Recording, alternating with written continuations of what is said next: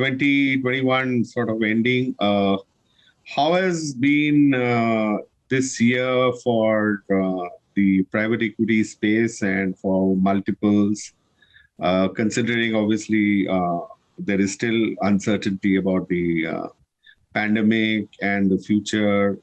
Yeah.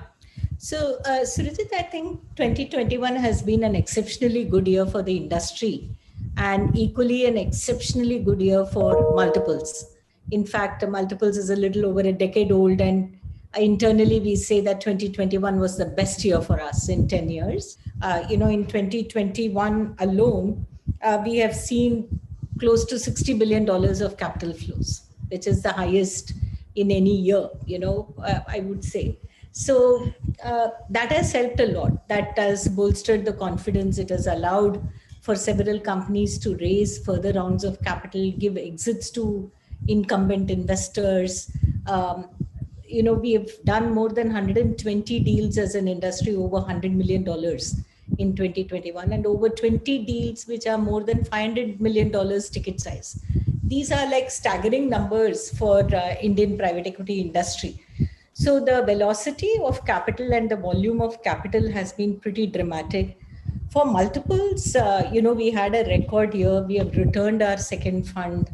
We have had some blockbuster exits, and our the NAVs of our funds are something what I had promised will be the NAV in 23 or 24, we realized in 21. So it's been an exceptional year from investment perspective, from exit perspective, from follow-on fundraising in our portfolio companies, valuing our own investments at a higher level. So do you see that there is a lot of this euphoria where private equity funds are putting in money in the hope, that they might exit even before IPO or after IPO and make money because of the overall euphoria in the system? Capital is available for disruption. If you have a powerful idea, or even a less than a powerful idea, somebody is willing to give you risk capital.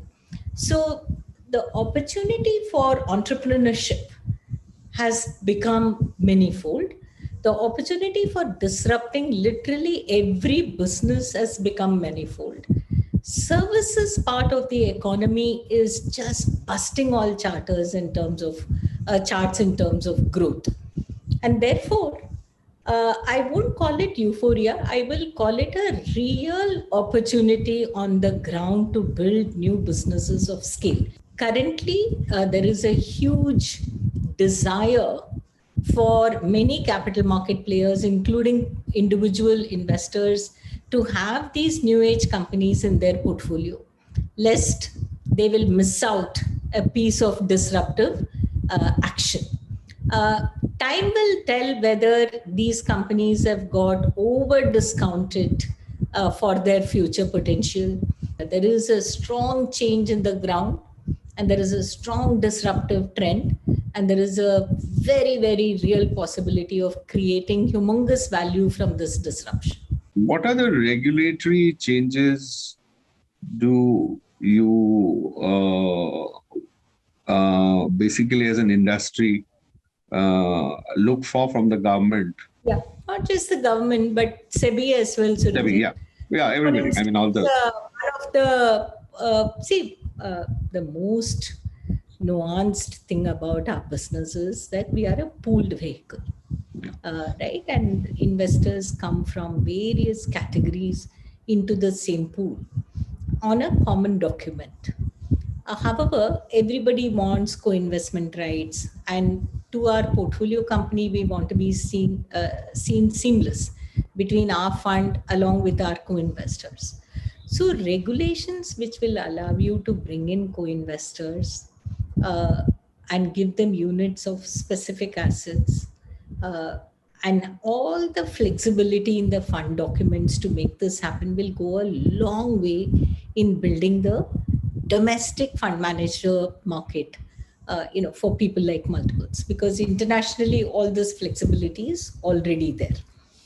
Second, leverage is prohibited in India, so we are also disadvantaged vis-a-vis international taxation. Regulations have to be crystal clear in terms of what's the tax impact to the managers, tax impact to the investors, tax impact to the co-investors, and so on.